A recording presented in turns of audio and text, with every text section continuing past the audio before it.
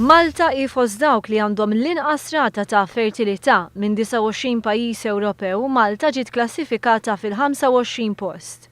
L-aktar pajjiż li għandu rata baxxa ta' fertilità huwa l-Latvja, segwit mill-Ungerija, ir-Rumanija, il-Portugal u Malta. Min-naħa l-oħra l-pajjiżi li għandhom l-ogħla rati ta' fertilità huma l-Iżlanda, l-Irlanda u Franza. Tul is-sin il-fertilità f'Malta rat tnaqqis sostanzjali. It-tabib Josie Muscat spjega li fost il-problemi li jintaqgħu magħhom nisa Maltin hemm l-endometriosi, problema fiċ-ċelloli tal-onq tal-utru. Tan-nisa naturalment għandek daw l-infezzjonijiet li qegħdin ngħidu li jistgħu jiffettwawlhom it-tubi.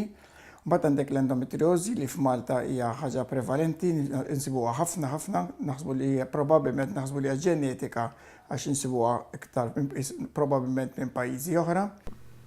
Ħafna mill-problemi ta' fertilità jiġu min-naħa tal-irġiel. Iktar ma' żmien iktar qed nintaqgħu magħha fejn in-numru ta' spermi li huma jkollhom li bihom tista' mara toħroġ ilha dejjem nieżel. Minkejja li l-fertilità hi baxxa, Malta għandha t-tieni l-ikbar rata ta' triplets għal kull 1000 mara li twellet.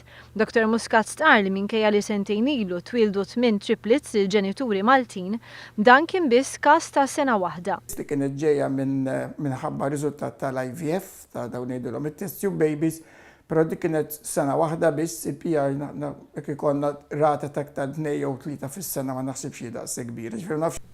L-iktar pajjiż li fih jitwildu aktar minn tarbija waħda fl-istess ħlas huwa Ċipru, segwit mill-Belġju, ir-Repubblika Ċeka u d-Danimarka.